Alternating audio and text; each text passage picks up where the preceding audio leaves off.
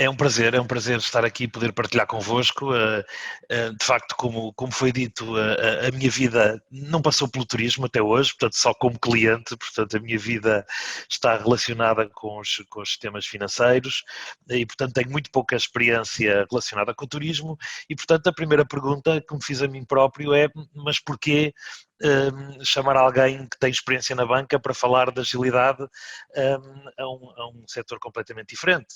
E de facto vou-vos pedir que tenham esta capacidade de ir conseguindo traduzir as várias coisas que eu vou dizendo para a realidade do vosso setor, para a realidade da dimensão de cada uma das empresas que aqui está presente, e estão aqui presentes pessoas com realidades muito diferentes, mesmo partilhando a atividade no setor, e portanto ia-vos pedir obviamente esse esforço de tradução. Mas dizia-vos eu então, porquê usar a banca para falar de agilidade? Bem, a verdade é que a banca está no centro de uma grande revolução. O sistema financeiro está em grande transformação, todos vocês têm também essa experiência como clientes seguramente, seja na vossa relação com o banco como indivíduos, seja como empresas, e quando um setor está no meio de uma grande transformação, é necessário saber inovar e saber explorar todas as oportunidades e, portanto, o tema da agilidade adquire uma importância absolutamente fundamental. E, de facto, eu diria que se tiver que escolher qual é que é a característica mais importante hoje em dia para uma organização no sistema financeiro, e diria que no turismo é a mesma coisa, mas já lá vou chegar, se eu tivesse que escolher apenas uma característica, eu diria a agilidade, sem sombra de dúvida. E essa transformação que vivemos na banca e que também vivemos no turismo, já vamos falar disso, assenta num conjunto de realidades que todos conhecemos. As tecnologias evoluíram imenso e, portanto, temos hoje imensa nova tecnologia, desde sistemas cognitivos, cloud, mobilidade, IoT, biometria, blockchain, etc. Portanto, temos um conjunto enorme de tecnologias que, de repente, se transformaram em tecnologias viáveis e que nos permitem transformar a forma como fazemos o nosso negócio. Depois temos, dentro de cada setor, a sua própria realidade regulatória, e normativa que nos impõe alguns constrangimentos a essa própria inovação, o que torna de resto a inovação mais interessante. Eu sou daqueles que gosta de gerir com constrangimentos e, portanto, acho que a gestão, quando há constrangimentos, é necessariamente mais inovadora, tem necessariamente que ser mais inovadora. E depois temos também a nossa realidade, no caso dos sistemas financeiros, de mudanças de hábitos dos consumidores, que vão ser agora ainda mais impactadas com o tema do Covid, já lá vamos. Temos os nossos próprios contextos, de taxas de juro, no caso do nosso negócio, obviamente, e temos depois tudo aquilo que é a realidade de um incumbente. Tivemos vagas anteriores de digitalização, temos a nossa base de clientes, os nossos sistemas legacy, os nossos modelos de negócio tradicionalmente mais rígidos. Temos também uma coisa muito interessante no caso da banca, que historicamente olhamos para os dados como um custo e não como uma grande fonte de valor, e isso mudou muito nos últimos anos, mas se olhássemos há 10 anos atrás, a gestão da informação era um custo, era mais infraestrutura, mais sistemas de informação, etc. Hoje, de facto, são um dos ativos mais importantes que a banca tem e seguramente que o turismo também tem, já lá vamos mais uma vez, e portanto temos aqui uma realidade que é muito volátil e que de facto a banca esteja no centro de uma grande transformação que exige agilidade.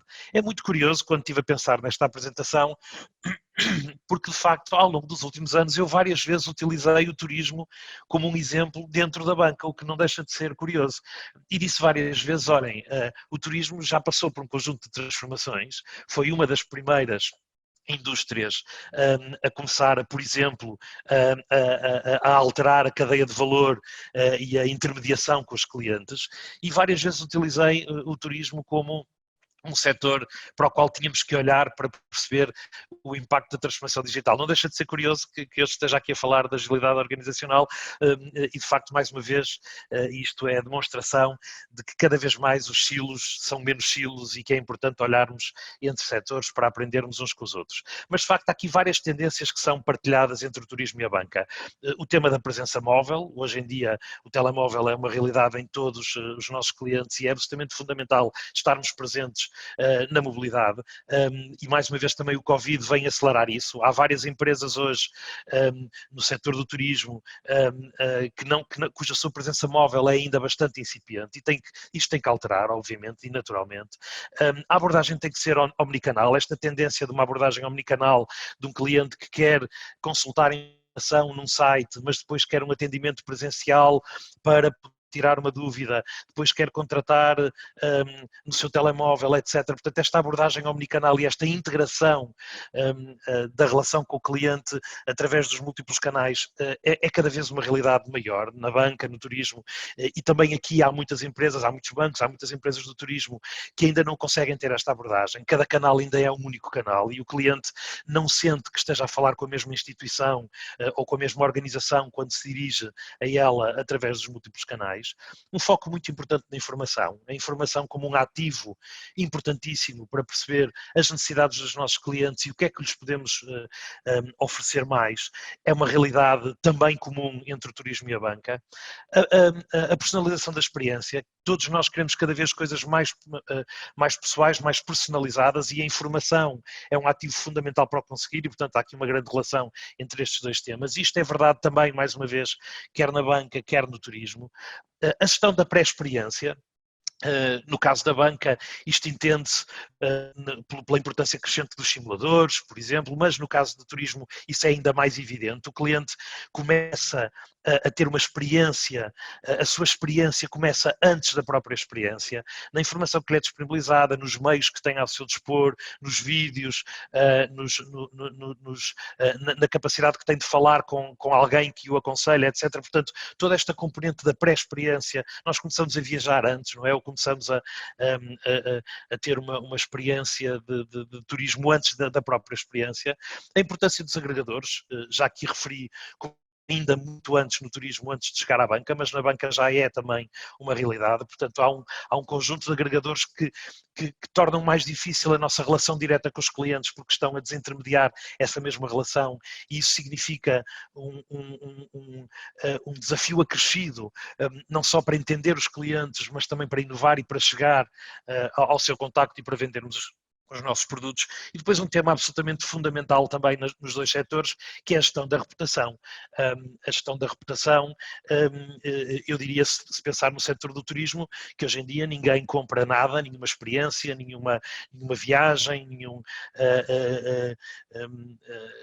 nenhuma animação, ninguém compra absolutamente nada sem primeiro fazer uma inspeção à reputação que aquele provider tem. E, portanto, a gestão da reputação é também um fator absolutamente fundamental. E, portanto, como veem, há aqui muitas semelhanças entre estes dois setores que fazem com que, de facto, seja muito interessante poder partilhar experiências entre eles. O Covid tem aqui um impacto absolutamente brutal nos nossos modelos de negócio e basicamente acelerou a transformação digital. Eu sempre disse que em Portugal, e nós estamos, se eu olhar para o setor da banca, nós estamos, e isto é verdade em todos os setores, porque é mais uma questão da adoção dos clientes do que propriamente das ofertas, nós estamos mais ou menos 2 anos atrasados em relação à Europa, ou estávamos 2 anos atrasados em relação à Europa, em tudo o que é a adoção do digital, a adoção dos pacotes de dados, da navegação na internet, da literacia digital. Portanto, estávamos mais ou menos 2 anos atrasados. E eu sempre disse que isso não era por falta de ofertas,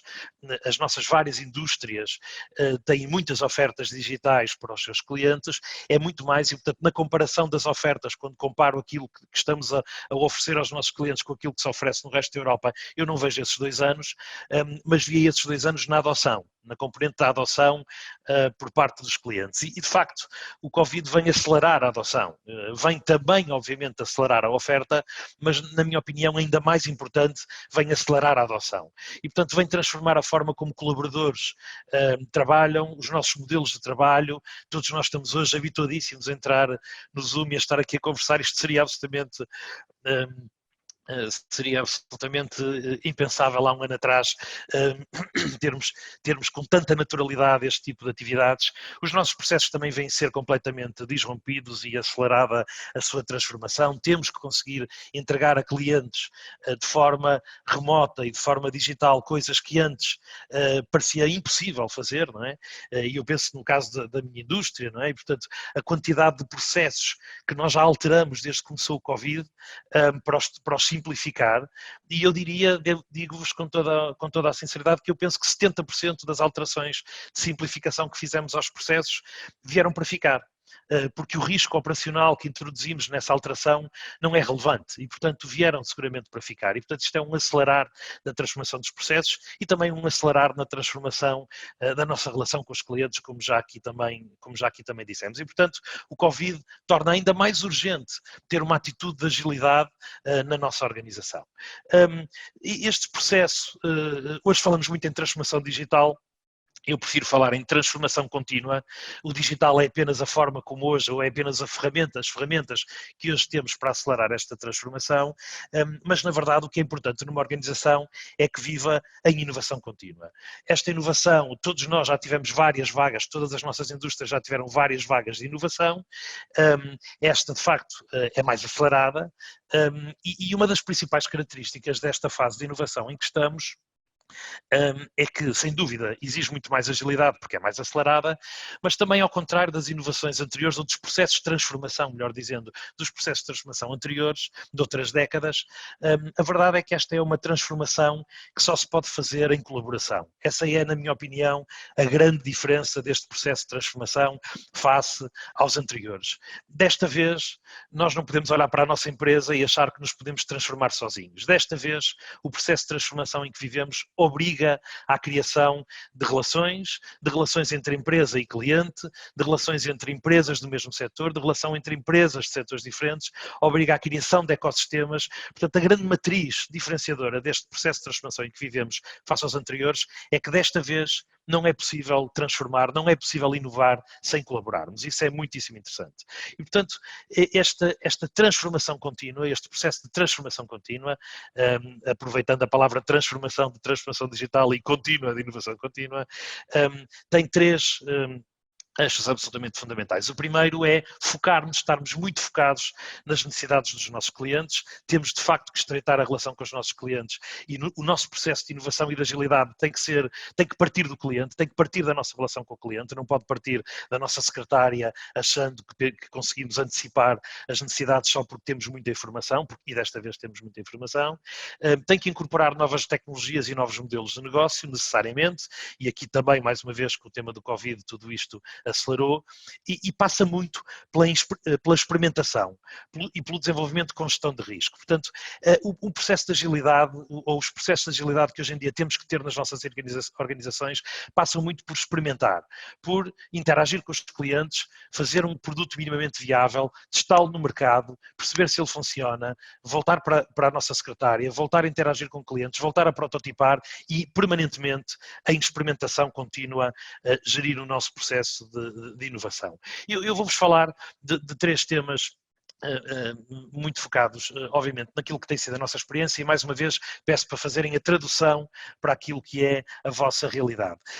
E vou-vos falar daquilo que no banco eu chamo de fábrica de transformação digital, de fábrica de operações e de fábrica de talento. Só para sublinhar duas ou três características, não vou ser muito aprofundado e depois teremos tempo nas perguntas e respostas, se quiserem detalhar algum tema.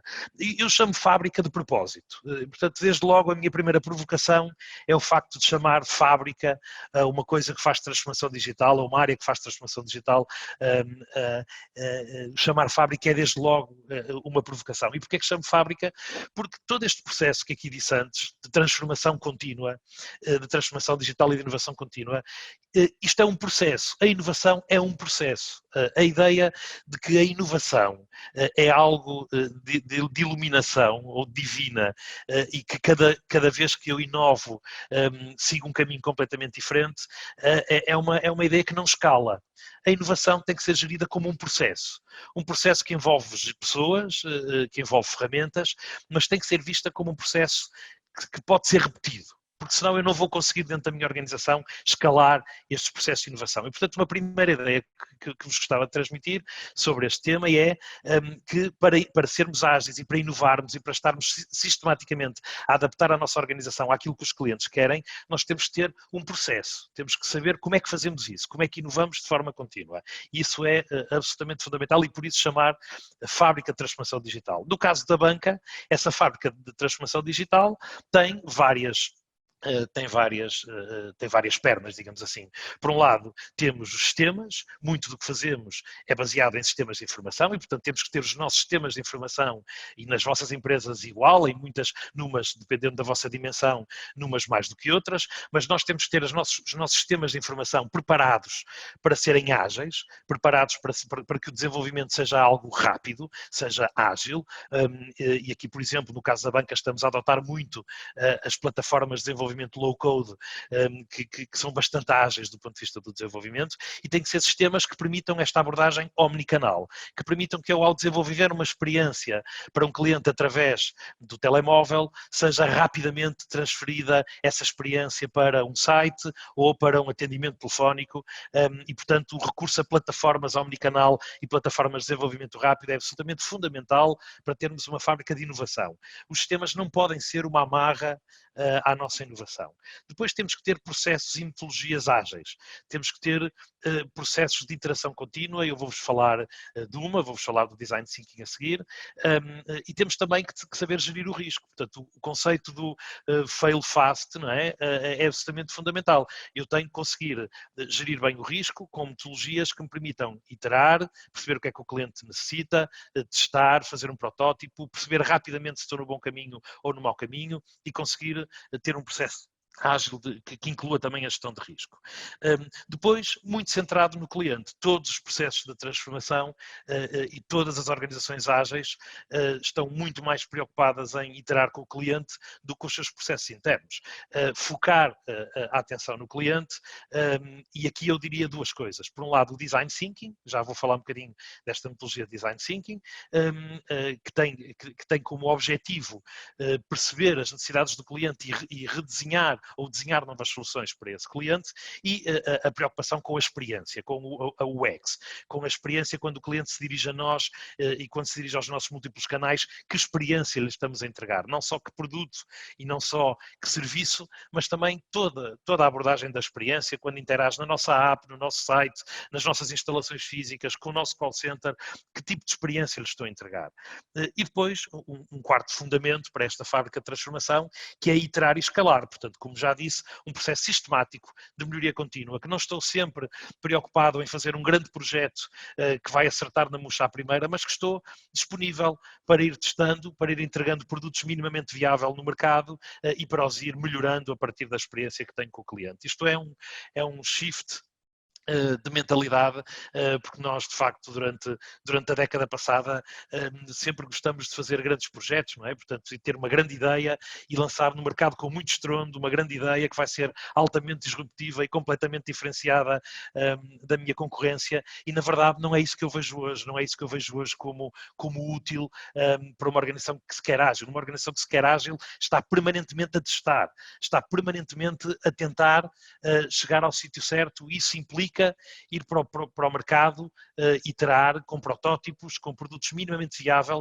muito antes daquilo que se calhar nós admitíamos há 10 anos atrás que era o produto que estava pronto para ir para o mercado. E, portanto, isto é uma característica de uma organização ágil absolutamente fundamental. A nossa fábrica de transformação digital, como eu vos disse, está muito baseada em Design Thinking. Eu falo-vos um bocadinho do Design Thinking.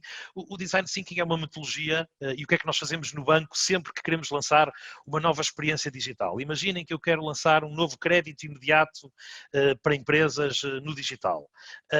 O que é que nós fazemos? Sempre que antecipamos uma necessidade do cliente e percebemos que os nossos clientes gostavam de ter isto, então como é que pensamos que tipo de produto vamos lançar?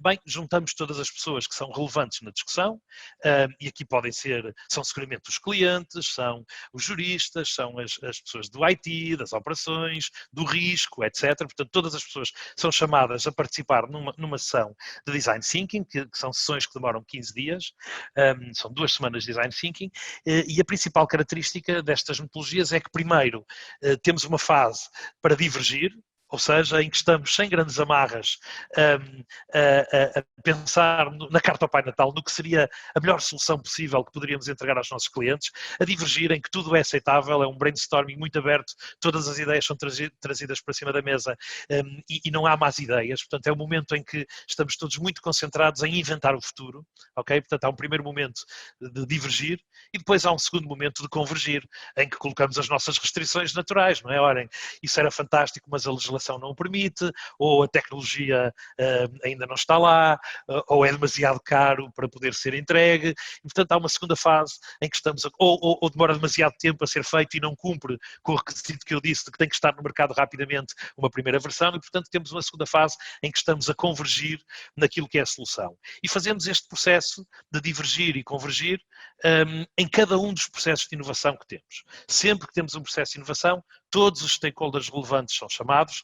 Os stakeholders são chamados com poder de decisão, portanto, não há cá, é uma boa ideia, mas tenho que ir falar com o meu diretor. Isso não existe e, portanto, todas as pessoas que vêm para estes processos de Design Thinking são escolhidas e é-lhes dado poder de decisão e, portanto, em 2 semanas conseguimos fazer um processo muito ágil de divergir e convergir. Ou seja, pensar o que é que seria fantástico, o que é que o mercado nos está a pedir, o que é que os clientes nos estão a pedir, os clientes estão também envolvidos, o que é que seria fantástico conseguirmos dar e depois o que é que conseguimos dar numa primeira fase. Okay? E depois deste processo de Design Thinking, quando entramos no processo de execução e a construir as soluções, estamos permanentemente a interagir com clientes. Obviamente, numa primeira fase com Family and Friends, é o normal, mas depois com clientes, sempre a testar, sempre a tentar perceber se este é o caminho certo.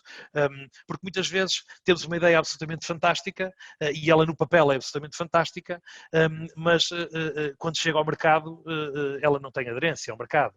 E se chegarmos rápido, vamos perceber rápido. Se chegarmos quando o produto estiver acabado, perdemos imenso tempo e não somos ágeis. E, portanto, a agilidade implica esta disponibilidade para estar permanentemente a testar as nossas ideias e a testar os nossos conceitos no mercado. O tema do informacional, eu trago aqui este exemplo, esta é a solução que o banco desenvolveu baseada em Machine Learning para conhecer bem os seus clientes e para personalizar as experiências. Aqueles de vocês que já são clientes do BPI, outros vão ser a partir de hoje, mas os que já são clientes do BPI, se entrarem, quando entram na app ou no site, conseguem ver um feed de comunicação e essa comunicação está baseada num sistema de Machine Learning que está sempre a aprender com os clientes e com os seus contextos. E eu coloquei aqui só para vos chamar a atenção de que, de facto, hoje em dia, a informação é um ativo absolutamente fundamental para a nossa aprendizagem como organizações ágeis. Não só para percebermos como é que as nossas soluções estão a ter aderência à realidade, mas que clientes temos, como é que nos podemos chegar mais facilmente e como é que nos podemos tornar mais relevantes e melhorar o serviço que lhes estamos a entregar. Este era um quadro de reconhecimento. O banco tem tido nesta matéria da sua fábrica de transformação digital muitos sucessos, o que é a demonstração de que estamos a fazer bem e de que estamos hoje em dia, quando nos comparamos com aquilo que é a realidade da banca em Portugal e no mundo, somos muito ágeis. O BPI é uma organização muito ágil e isso nota-se nos resultados que tem tido e nota-se nos sucessos que tem tido na sua transformação digital.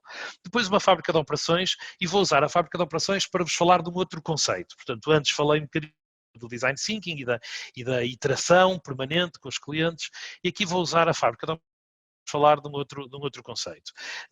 Como é que nós transformamos no banco permanentemente a nossa fábrica de operações? De 2 formas.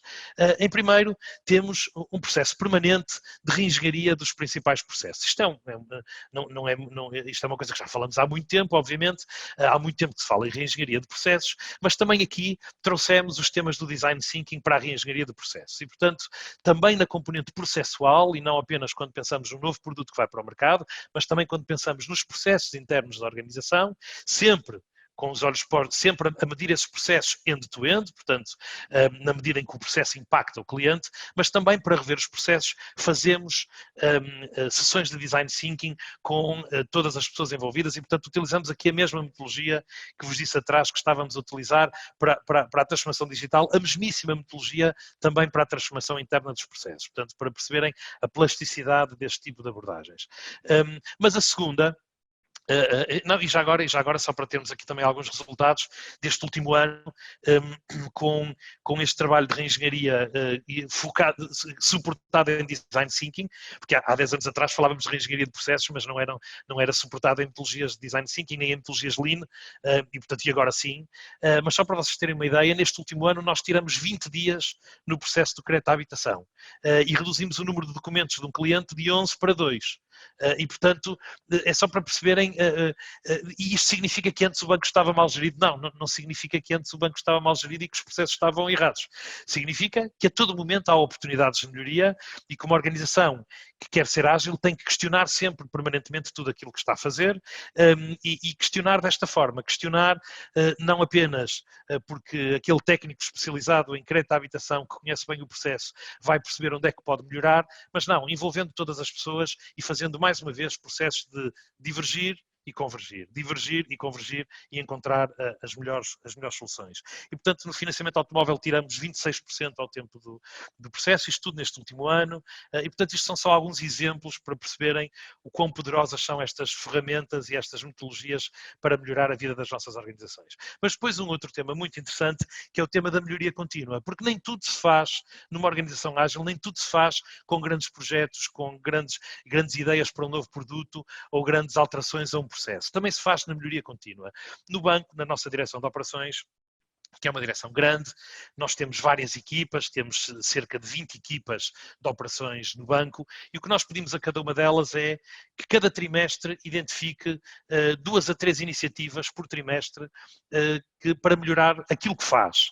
E que dependa só de si, que não dependa de um sistema de informação ou que não dependa de uma consulta a um jurista ou de uma alteração ao produto, o que seja, que dependa só de si. E estamos a pedir que cada uma delas identifique 2 a 3 por trimestre e as execute. E isto tem sido um processo absolutamente fascinante. Estas formas de melhoria contínua vêm das metodologias Lean, quem conhece bem os temas do Kanban e os temas do Scrum, das metodologias Lean. É de facto extraordinário o que as pessoas conseguem no seu dia-a-dia, quando se lhes dá a autonomia para isso, melhorar nas pequenas coisas. E podem ser coisas tão simples como, mas porque é que eu fotocopio este papel para mandar quando ninguém o vê? Ou porque é que eu agrafo estas 2 páginas? Ou o que seja, não é? E, portanto, o banco implementou num ano 223 medidas, as pessoas implementaram 223 medidas, retiramos com isso cerca de 30 dias a processos múltiplos, um dia num processo, 3 horas no outro, 5 horas no outro, etc. Portanto, no aglomerado, cerca de 30 dias nos vários processos, e eliminamos 2 milhões de páginas de papel. E, portanto, isto é também para vos mostrar como, de facto, uma organização ágil também procura não só a forma de trazer ao mercado uma nova solução, de trazer ao mercado um novo processo muito mais simples ou muito mais rápido, mas também na melhoria de todos os dias, na melhoria contínua de todos os dias, na forma como trabalha, e é absolutamente fascinante o que, de facto, conseguimos obter com processos de melhoria contínua quando damos poder às pessoas e responsabilidade para o fazerem. Portanto, queria também só partilhar convosco esta ideia. E a terceira e última ideia, para depois podermos passar para perguntas, tem a ver com o talento. Obviamente que as organizações ágeis colocam as pessoas no centro. Portanto, não há nenhuma outra forma de dizer isto. As organizações mais ágeis são aquelas que melhor tratam o talento, são aquelas que mais se preocupam com os seus colaboradores, que mais se preocupam em dar autonomia aos seus colaboradores com responsabilidade, autonomia com responsabilidade, e que mais se preocupam em desenvolver e reter talento. Isto no caso da banca é absolutamente fundamental e eu imagino que no vosso setor a mesma coisa, a luta pelo talento e então pelo talento relacionado com estes temas da transformação digital, da data science, é absolutamente enorme, portanto é permanente, é todos os dias e de facto é absolutamente fundamental lutar pelo talento. Eu trouxe isto aqui não para vos detalhar isto, só gostava de falar aqui 2 ou 3 temas, mas para vos dizer que o banco tem um framework de gestão de talento, porque é absolutamente fundamental. Mais uma vez, tem que haver alguma sistematização nestas coisas. E esse framework tem 3 pilares fundamentais, portanto, comunicar permanentemente com as nossas pessoas, comunicar, ouvir e informar. Portanto, falamos antes em comunicar, ouvir e informar os clientes, mas também é fundamental fazer esse exercício para dentro. Garantir que as pessoas participam, que os nossos colaboradores participam em todos estes processos de inovação e nos processos de agilidade. Desenvolver as nossas pessoas. Eu sublinhei aqui estes 5 pontos só para os sublinhar muito rapidamente. No caso do banco, ter um plano estratégico continua a ser importante. É evidente que numa abordagem ágil ou numa organização e numa indústria que se quer ágil, é muito mais importante interagir do que seguir planos, mas temos que saber onde é que queremos chegar. E, portanto, um plano estratégico hoje em dia, talvez não tanto como há 10 anos atrás, que dizíamos que queremos chegar ali e vamos seguir estes passos, porque vamos seguir estes passos pode mudar todos os dias, mas ter uma visão estratégica do que queremos ser como organização e comunicar a todos os nossos colaboradores é absolutamente fundamental. Ter muitos mecanismos de feedback internos na organização para sermos mais ágeis. Aliás, as organizações ágeis é muito curioso, porque nas organizações ágeis, nas maiores, nas grandes organizações e que conseguem ser ágeis, a centralidade da organização é a equipa. A equipa tem que ter, de facto, a equipa é o órgão mais importante da organização. O feedback dentro dessa equipa tem que ser absolutamente constante, as pessoas têm que estar permanentemente alinhadas e, portanto, criar mecanismos de feedback bottom-up, top-down, etc., dentro de uma organização, principalmente dentro das organizações de turismo que aqui estejam e que sejam maiores, que tenham uma maior dimensão, em que nem sempre os processos de comunicação são simples quando as organizações começam a adquirir determinada dimensão, mas é absolutamente fundamental. Depois é absolutamente fundamental numa organização ágil os skills de gestão e liderança. Eu costumo dizer que o século passado foi o século das hard skills e este século é necessariamente, ainda estamos no início, portanto, provavelmente só terei razão lá mais para a frente, mas eu estou absolutamente convicto que este século é o século das soft skills e, portanto, há uns anos atrás nós escolhíamos os gestores por serem gestores de tarefas, eram as pessoas que melhor faziam as tarefas que lhes tinham sido entregues. Hoje temos que escolher gestores por serem gestores de pessoas e não gestores de tarefas. É óbvio que qualquer líder também tem que entregar o trabalho feito e, portanto, também tem que assegurar que as tarefas acontecem, mas a coisa mais importante hoje em dia na liderança de uma organização é sermos pessoas de pessoas. É sabermos liderar as nossas pessoas, tirar o melhor partido de cada uma delas, porque essa é a única maneira de sermos uma organização ágil. Porque não há nenhuma organização ágil porque o seu líder é um iluminado. Isso não existe, não é? E todos os outros são umas formiguinhas de trabalho que interessa pouco o seu papel na organização e o que interessa é que executem. Isso não existe. Não existem organizações ágeis por terem líderes iluminados. Existem organizações ágeis porque criaram dentro da sua estrutura o ambiente propício para que cada um dê o melhor de si, para que reconheçamos que as pessoas são absolutamente fundamentais e que a interação entre as pessoas, entre os nossos colaboradores e entre os nossos colaboradores e os clientes é absolutamente fundamental. E, portanto, uma aposta muito grande nos soft skills é absolutamente fundamental. E a única maneira é mesmo investir. Porque todos nós fomos preparados durante toda a nossa formação para termos hard skills, estudamos 12 anos mais a faculdade e fomos treinados para ter hard skills, chegamos ao trabalho e somos treinados on the job para ter hard skills e nunca somos formados para ter soft skills e, portanto, e para isso é preciso que as organizações e as empresas investam a sério na formação dos seus líderes e na formação dos seus líderes em todos os níveis da organização, não é? É absolutamente fundamental. Depois, dar espaço à inovação, permitir que as pessoas possam correr riscos, possam errar. Nós, por exemplo, no caso do banco, qualquer equipa de 3 pessoas que tenha uma ideia que considere que é merecedora de tempo, não tem que dizer sequer que ideia, aliás, não deve dizer que ideia é essa, e nós damos uma semana, permitimos que essas pessoas saiam uma semana do seu trabalho habitual para fazer um protótipo e mostrar à direção. E, portanto, criar o espaço para que as pessoas possam arriscar, possam apresentar novas ideias, possam fazer protótipos e comemorar os insucessos. Portanto, saber ter o espaço certo para a inovação e depois, por fim, Também sublinhei aí o perfil MBTI, só é uma nota. Eu acho que, imagino que estejam aqui vários, dentro dos participantes que estão na nossa reunião, imagino que estejam aqui vários líderes das suas organizações. Esta é provavelmente, o MBTI é Myers-Briggs, portanto é o perfil Myers-Briggs, é provavelmente das ferramentas de gestão de pessoas mais poderosas que eu conheci. Portanto, isto é basicamente um perfil, é um inquérito de perfil das pessoas do ponto de vista do seu perfil pessoal e na relação com os outros no trabalho. E isto para dizer o quê? Para dizer que uma das coisas que é absolutamente fundamental os nossos líderes saberem fazer é conhecer bem as suas pessoas, saber dar bom feedback, e para dar bom feedback é preciso conhecermos bem as nossas pessoas. Não se dá bom feedback da forma como nós gostamos de o receber, isso é uma ideia errada, não é? Eu, por exemplo, eu como sou muito racional, não é? Sou menos sentimental e mais racional, gosto de receber um feedback frio, não é? Mas se eu estou um feedback absoluto, frio, direto, concreto, mas se eu estou a dar feedback a uma pessoa das minhas equipas que não é exatamente assim, se calhar acho que o melhor que lhe posso fazer é dar-lhe um feedback da mesma maneira que gosto de receber, mas isso não é exatamente verdade. E, portanto, este tipo de metodologias permitem-nos conhecer bem as nossas pessoas, ajustar os nossos padrões de feedback e de relação com as nossas pessoas, e são absolutamente fundamentais para os líderes, e eu recomendo a todos os líderes que estudem o Myers-Briggs e que recorram a esta ferramenta, porque ela é absolutamente fantástica. E, portanto, isto para dizer e para terminar, é que é absolutamente fundamental gerir e apostar no talento, apostar nas pessoas, e que uma organização ágil é uma organização que o é porque as suas pessoas o são. E não porque os seus processos o são, ou porque os seus líderes o são, ou porque a sua indústria o é. É ágil porque as suas pessoas o são. E eu terminava aqui com muita coisa para dizer, ainda por cima eu falo muito, mas admitindo que possa haver perguntas e que seja bastante mais interessante interagirmos mais uma vez do que estarem aqui a ouvir em permanência.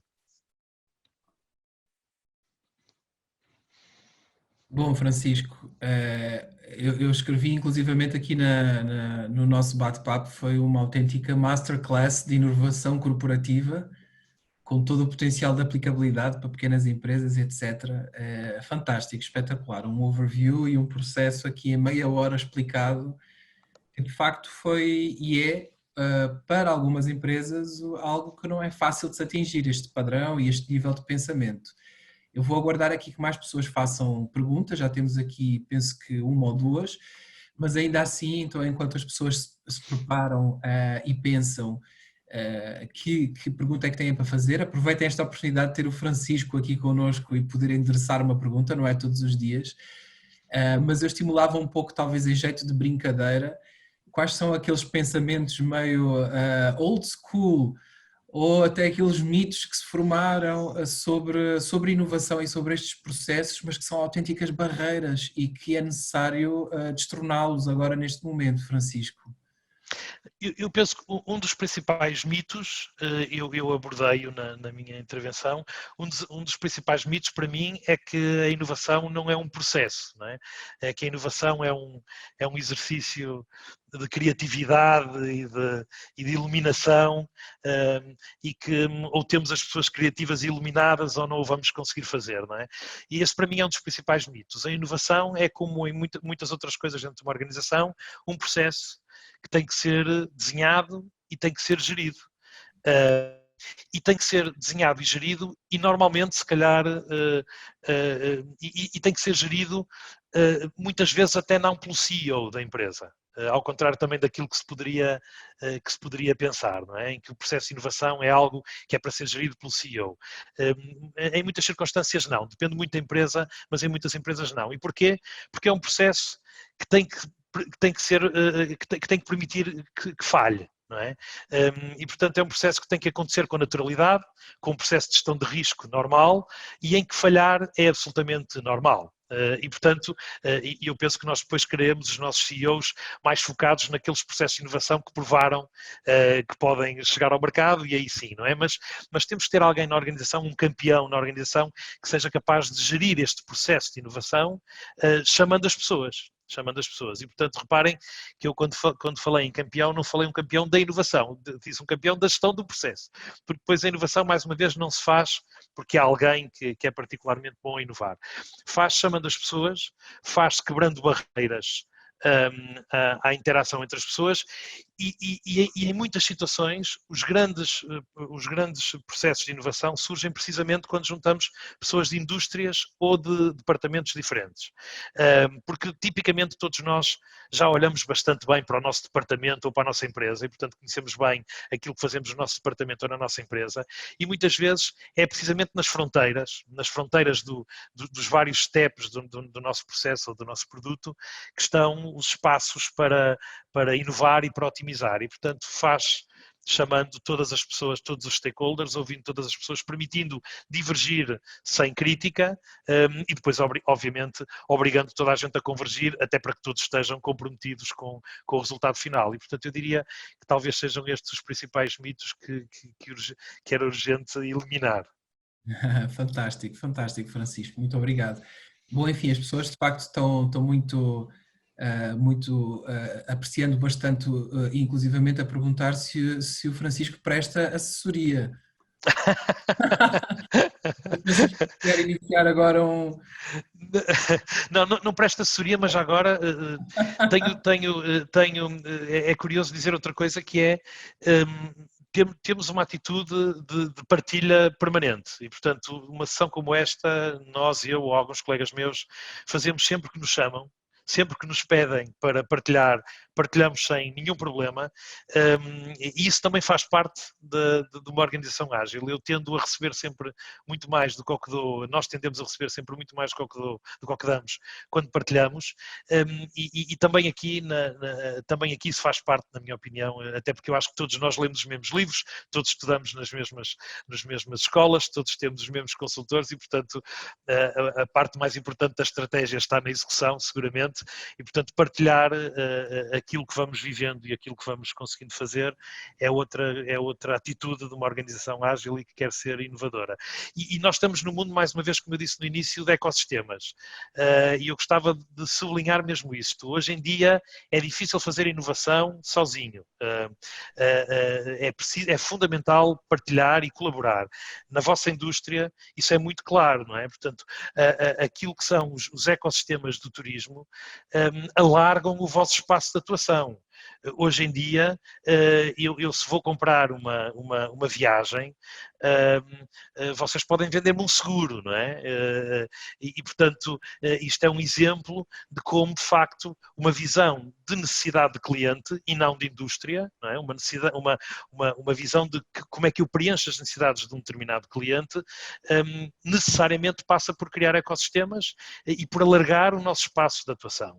Vai ser absolutamente fundamental. Os clientes, quando vierem desta fase de Covid, de certeza que vão olhar para o turismo de uma forma diferente. Vamos ter uma data de clientes que estão ansiosos por comemorar a saída do confinamento e, portanto, esses vão ser bons clientes, seguramente, do turismo, mas vão estar habituados a coisas diferentes, vão estar habituados a interagir com as organizações de uma forma diferente e, portanto, vocês vão ter aqui um papel muito relevante da vossa indústria de se adaptar a esta nova realidade. Há um tema que já vos falei no início, que é, de facto, a integração dos canais. Eu sinto que isso é uma matéria que ainda não está completamente resolvida em muitas das empresas do setor do turismo, a integração dos canais. Isso vai ser uma realidade, uma exigência dos clientes no fim de todo este processo de pandemia e também pensarem como é que alargam o vosso espectro de atuação, não é? Aliás, se há coisa que muitas indústrias têm feito e estão a fazer nesta fase da pandemia é perceber que as suas competências podem ser utilizadas noutras coisas que não tinham imaginado inicialmente, não é? Quer dizer, quando temos uma fábrica de roupa a fechar para fazer máscaras ou uma cervejeira a readaptar a sua linha de montagem para fazer álcool gel, isto dá para perceber, de facto, como a cada um de nós nos é exigido pensarmos como é que podemos alargar o espaço da nossa atuação, tendo por base as nossas competências. Vocês têm uma coisa fantástica que é os vossos touchpoints com os clientes são tipicamente momentos de verdade, ou seja, num banco um touchpoint, muitos dos touchpoints que o cliente tem connosco não são momentos de verdade, são momentos de operativa, é fazer um pagamento, é fazer uma transferência, etc. Que momentos de verdade é que têm? Bem, quando querem comprar uma casa, quando querem decidir onde é que põem o seu ordenado, quando querem fazer um PPR, esses são momentos de verdade.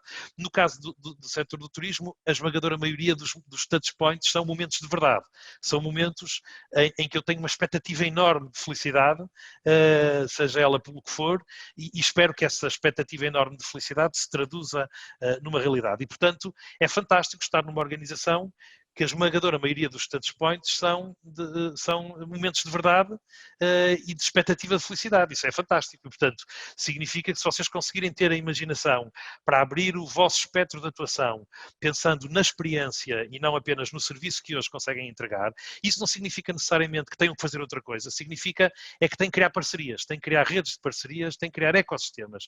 Se o conseguirem fazer, ou na medida em que o conseguirem fazer, sairão mais fortes seguramente desta crise. Muito bem, Francisco, convido só para os próximos 7 minutos percorrermos aqui o Q&A, tem aqui um botãozinho que diz Q&A, temos cerca de 8 perguntas, algumas delas bastante interessantes, vamos fazer assim tipo pergunta-resposta rápida, pode ser? Se calhar eu não estou, pode, não sei se não se importasse, se calhar Eu, melhor é eu, ler-me, que eu não estou a conseguir chegar ao Q&A, mas... eu leio. Então a Ok. primeira diz assim, como a agilidade de processos é muito importante, além do design thinking também usam desenho de processos, se sim, que ferramenta usam para isso? Certo. Pronto, no desenho de processos, no desenho de processos há várias coisas que podem utilizar, dependendo mais uma vez da maturidade e da dimensão da organização. Nós o que usamos tipicamente é a reengenharia de processos, portanto são tools de reengenharia de processos. Quando digo tools não significa ferramentas informáticas, mas recursos de reengenharia de processos e de lean management. E portanto, ao qual somamos o tema do design thinking para garantir que todas as pessoas estão envolvidas e que ouvimos a opinião de todas as pessoas. Há também algumas outras ferramentas que são interessantes para organizações um bocadinho maiores, que são hoje em dia algumas ferramentas informáticas e de machine learning que conseguimos colocar sobre os processos da nossa organização para medir, para lerem de facto que processo é que estão a ocorrer, porque uma coisa é o processo que nós temos publicado e desenhado e em normativo, digamos assim, para a nossa empresa seguir, e depois outra coisa diferente é a forma como os processos efetivamente decorrem. Mas eu diria, para uma empresa maior, a componente do levantamento do que é que são os seus processos atuais pode recorrer a este tipo de ferramentas de machine learning que fazem o auditing dos processos.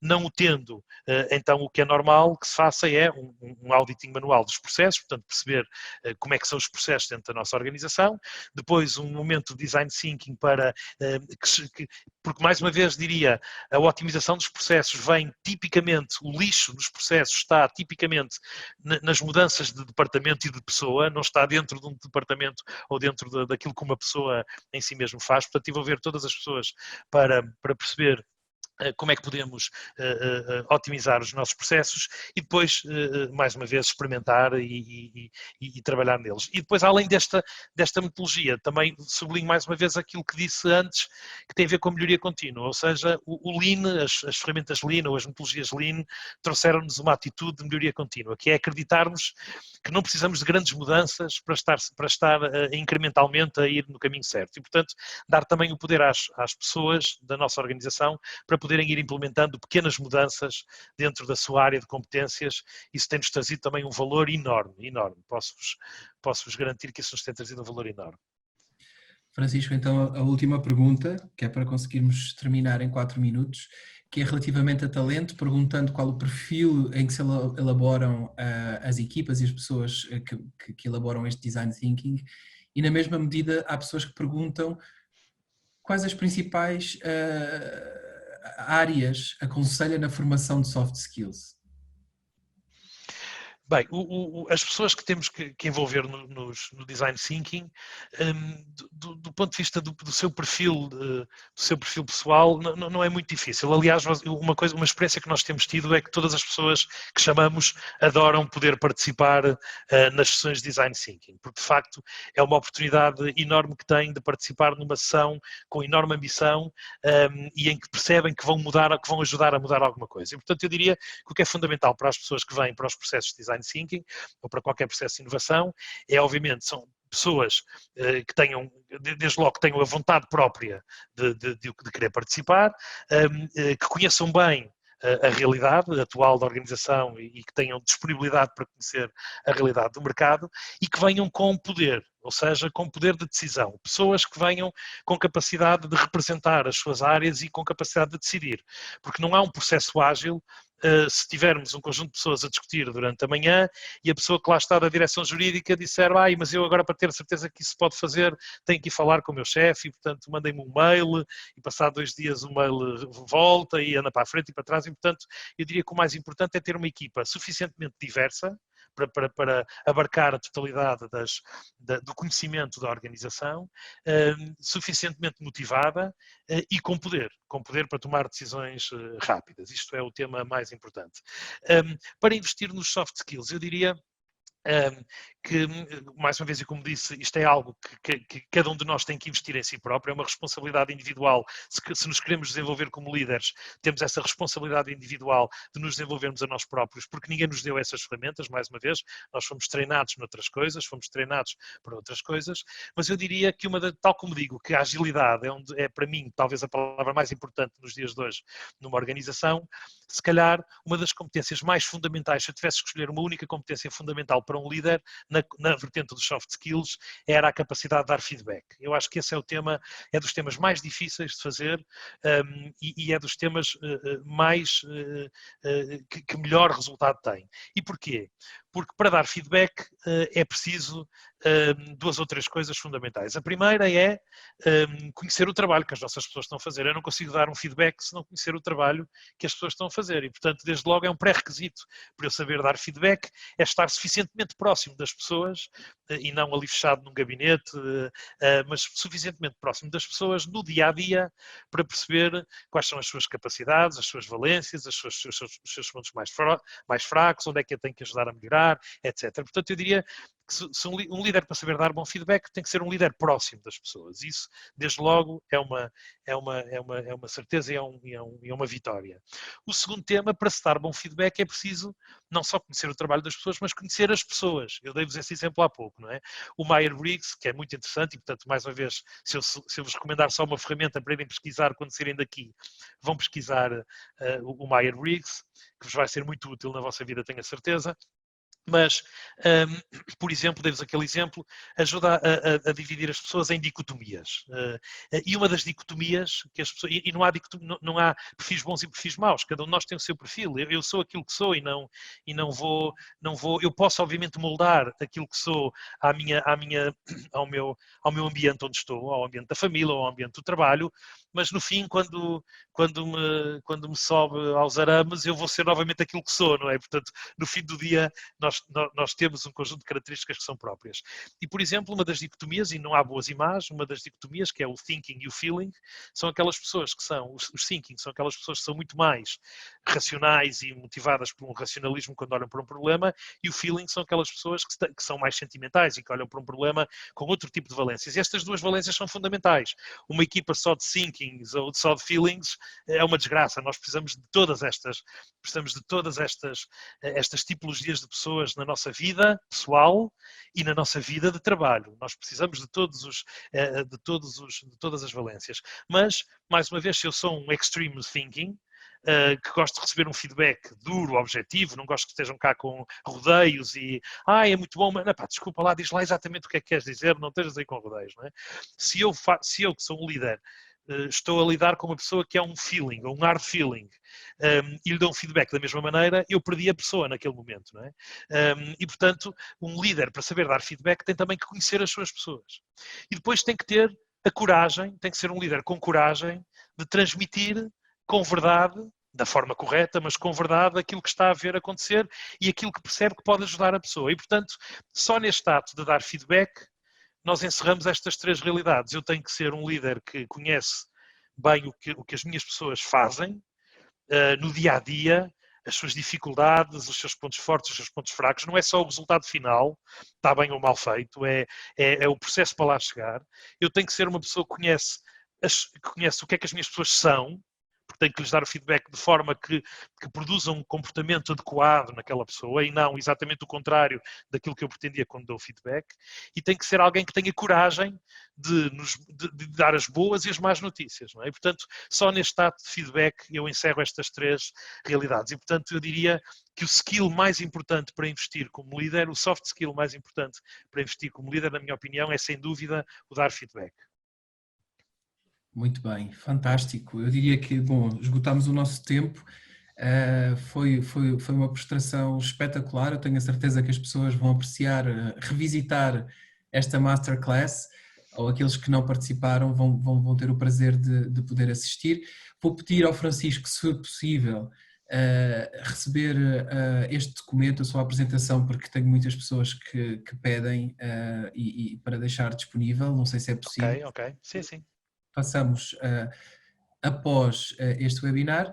E resta-me então, enfim, agradecer a todas as pessoas que participaram, as minhas desculpas de que nem todas as perguntas poderiam ser respondidas no tempo que tínhamos pré-definido, mas assim acho que atendemos inclusivamente a maioria das curiosidades, e agradeço ao Francisco toda esta hora que passámos juntos. Muito Foi um obrigado. prazer enorme.